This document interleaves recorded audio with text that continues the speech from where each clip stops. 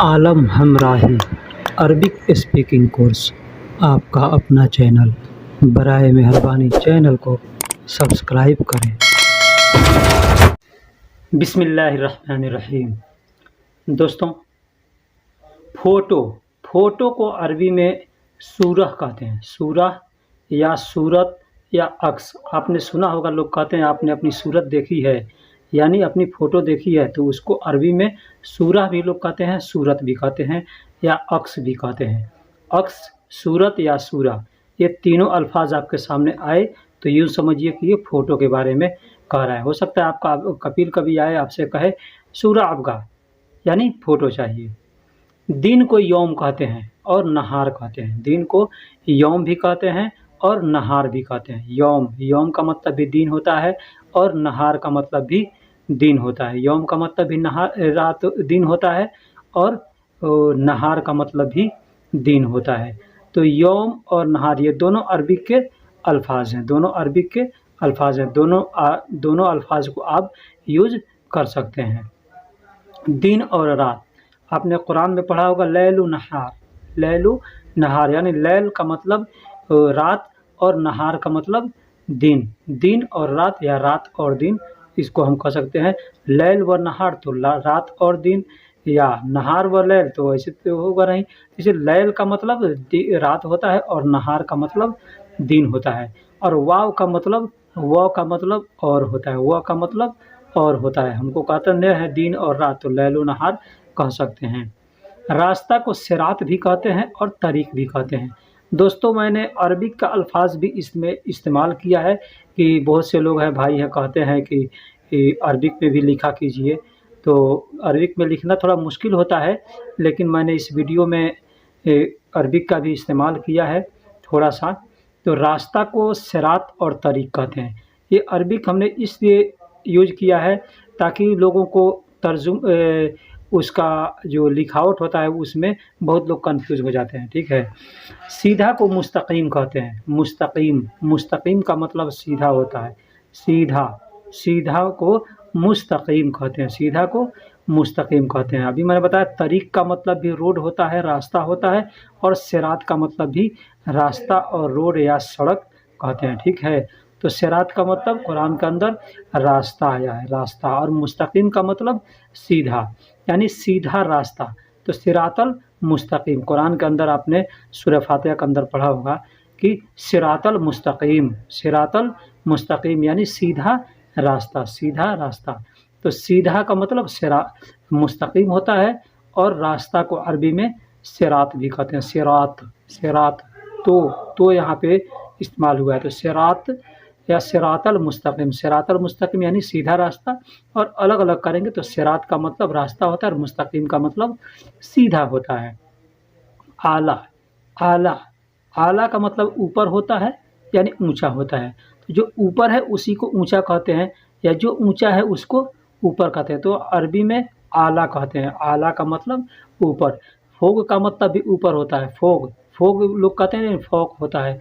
Fog या आला, आपके सामने अगर ऐसा अल्फाज आए तो आप समझिए कि ये ऊपर के लिए कह रहा है। दालिका, आप देखिए अरबिक में लिखा हुआ है जालिका, जाल लाम काफ, जालिका। ये पहले पारे में आपको मिलेगा जालिकल किताब, है ना। तो जालिका होता है, लेकिन लोग दालिका कहते हैं या जालिका कहते हैं। इसका मतलब होता है ये या यह। जैसे हाजा का मतलब होता है यह या ये, उसी तरह से जालिका का मतलब भी होता है यह या ये, लेकिन हाजा को लोग ज़्यादा इस्तेमाल करते हैं। इस्तरी का मतलब ख़रीदना होता है। इस्तरी का मतलब ख़रीदना। इस्तरी का मतलब ख़रीदना, कुछ भी ख़रीदते हैं तो इसको अरबी में इस्तरी कहते हैं। इस्तरी का मतलब ख़रीदना होता है, ख़रीदना। चाहे कुछ भी खरीदें, सामान खरीदें या कपड़ा लता जो भी चीज़ हो, खरीदना है, पानी खरीदें, दूध खरीदें, तो खरीदने को इस्तरी कहते हैं। इस्तरी यानी खरीदना। बिछौना या फर्श, फिरासा या फर्श कहते हैं। फर्श का मतलब बिछौना होता है, और अरबी में फिरासा भी होता है और फर्श भी होता है। तो फ़र्श का ऐसे तो फ़र्श तो हम लोग हिंदी में और उर्दू में भी यूज करते हैं, लेकिन अरबी में फ़िराशा होता है। फ़िराशा फ़र्श भी कहते हैं या फ़िराशा भी कहते हैं। फ़र्श का मतलब बिछौना होता है, बिछौना। बिछौना का मतलब फ़र्श या फ़िराशा। पानी, पानी को अरबी में माँ। अब देखिए अरबी में हमने दोनों अल्फ़ाज़ को इस्तेमाल किया है। माँ, माँ का मतलब भी पानी होता है और मोया का मतलब भी पानी होता है।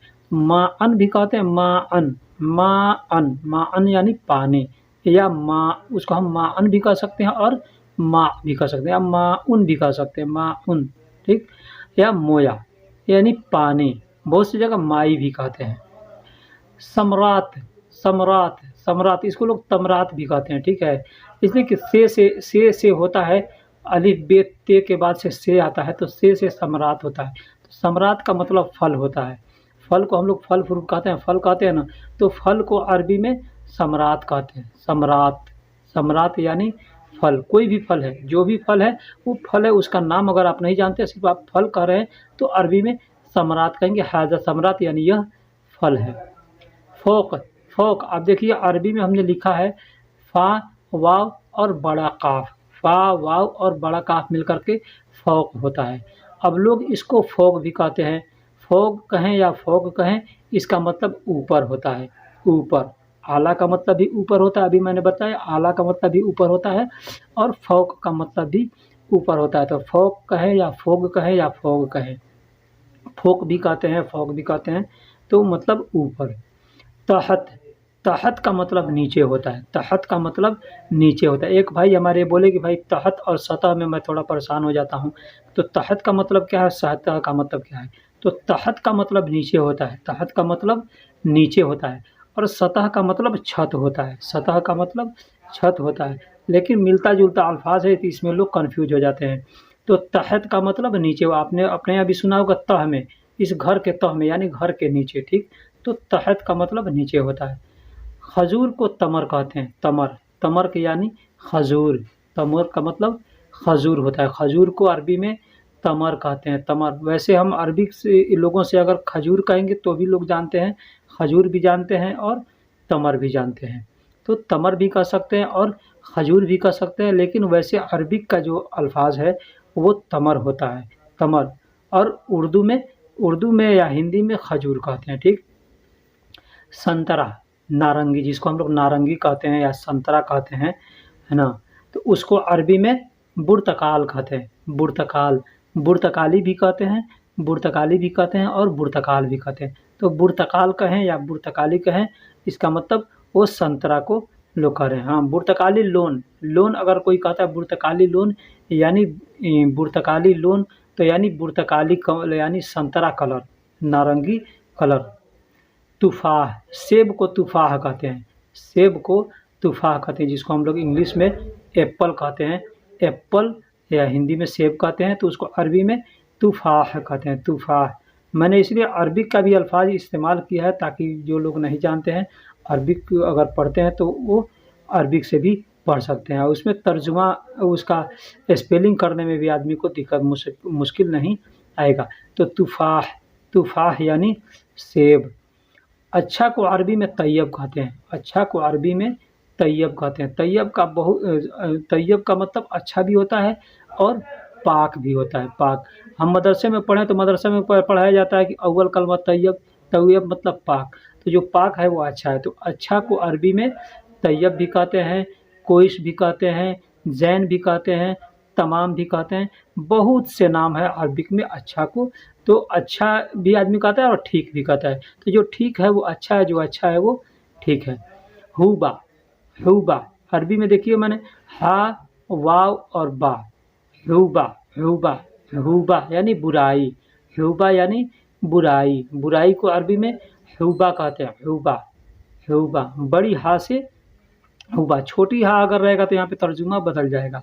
इसलिए जो लोग अरबी जानते हैं तो अरबी में लिखावट में हुबा बड़ी हा से आता है, तो हुबा यानी बुराई, हुबा का मतलब बुराई। सबीला, सबीला का मतलब रास्ता, सबीला का मतलब रास्ता। अभी मैंने बताया कि सिरात का मतलब भी रास्ता होता है, तरीक का मतलब भी रास्ता होता है, तो यहाँ सबील का मतलब भी रास्ता होता है, सबील का मतलब भी रास्ता होता है। तो सबीला भी कहते हैं और सबील भी कहते हैं। आपने सुना होगा कुरान में फ़ी सबीलिल्लाह, फ़ी सबीलिल्लाह यानी अल्लाह के रास्ते में, अल्लाह के रास्ते में। तो कुरान में जो फ़ी आता है ना, तो फ़ी का मतलब में होता है, फ़ी का मतलब में होता है। इन्न, इन्न का मतलब बेशक होता है। इन्न, इन्न का मतलब बेशक। इन्न, इन्न का मतलब बेशक। आप कुरान में पढ़े होंगे इन्नल्लाह यानी बेशक अल्लाह। तो इन्न जहाँ भी आएगा, कुरान में आए या जैसे भी आए, आप इन्न बेशक अगर किसी को कहना चाहते हैं, कोई कोई आदमी काम किया, कहीं अच्छा किया, चाहे वो आदमी कहता है बेशक, बेशक यानी कोई शक नहीं, तो उसको हम कहेंगे इन्न, इन्न यानी कोई शक नहीं, बेशक। ली का मतलब वास्ते होता है। ली का मतलब वास्ते। आदमी कहता है ये पैसा किस लिए है, तो आदमी कहता है इस्तरी, ली इस्तरी यानी खरीदारी के वास्ते, खरीदने के वास्ते। आदमी कहता है ना ये पैसा किस लिए है, तो खाने के वास्ते। तो ली अक्ल यानी खाने के वास्ते, ली अक्ल यानी खाने के वास्ते। अब लिल अग वहाँ पे अगर कहेंगे लिल, तो वो हो जाएगा के लिए यानी खाने के लिए। लिल मतलब लिल अक्ल यानी खाने के लिए, ली अक्ल यानी खाने के वास्ते। करहा, मजबूरी को करहा कहते हैं। करहा को, मजबूरी को अरबी में करहा कहते हैं। करहा या करहन भी कह सकते हैं, करहन भी कह सकते हैं, करहा भी कह सकते हैं। तो मजबूरी को अरबी में करहा कहते हैं, करहा या करहन। देखिए मैंने करहा अरबी में भी लिखा हुआ है, काफ छोटा काफ से है और रा और छोटी हा और अलिफ है। करहा यानी करहा का मतलब मजबूरी। कैफ, कैफ का मतलब कैसे होता है। कैफ का मतलब कैसे, कैफ, कैफ। आदमी कहता है किसी से कैफ हालुक, कैफ हालुक यानी कैसे हाल, यानी या कैफल हाल यानी कैसे हाल। कैफ हालुका यानी कैसे हाल। कैफ हालुका हो या कैफ हाल हो या कैफल हाल हो यानी कैसे हाल है। तो कैफ का मतलब कैसे होता है, कैफ का मतलब कैसे। कैफ, कैफ का मतलब कैसे, कैफ सब यानी कैसे किया। ठीक। हुआ, हुआ, हुआ का मतलब वह होता है, हुआ का मतलब वह होता है। दो दो लफ्ज़ मैंने अरबी का इस्तेमाल किया है। एक हु, हे पेश हु देखिए लिखा हुआ है, एक हे वाव हु, हे वाव हु, एक हे पेश हु। एक है हु और एक है हुआ, एक है हु और एक है हुआ। दोनों का मतलब होता है वह या उस, वह या उसके लिए दोनों को इस्तेमाल करते हैं। आप कह सकते हो हु नफ़र यानी वह आदमी, या हुआ नफ़र वह आदमी। हुआ नहीं होता है, हुआ होता है, हुआ नफ़र, लेकिन लोग हुआ कहते हैं। ठीक। क़बल, क़बल का मतलब पहले होता है, क़बल का मतलब पहले होता है। तो लोग क़बल भी कहते हैं या गबल भी कहते हैं। तो गबल, लेकिन आप देखिए अरबी में हमने बड़ा काफ से लिखा है, बड़ा काफ से क़बल होता है, क़बल, क़बल या, लेकिन लोग गबल कहते हैं, गबल कहते हैं। तो क़बल या गबल आपके सामने आए तो समझिए इसका मतलब पहले, पहले, पहले को क़बल या गबल कहते हैं। अव्वल का मतलब भी पहले होता है। अल्फ़ यानी हज़ार, हज़ार को अल्फ़ कहते हैं, हज़ार को अल्फ़ कहते हैं। अब जितना हज़ार हो, वाहिद अल्फ़ यानी 1000, अल्फ़ेन यानी 2000, तलाता अल्फ़ यानी 3000, अरबा अल्फ़ यानी 4000, खमसा अल्फ़ 5000, सित्ता अल्फ़ 6000, सबा अल्फ़ 7000, तमानिया अल्फ़ 8000। इस तरह से हम जितना चाहें हज़ार कह सकते हैं।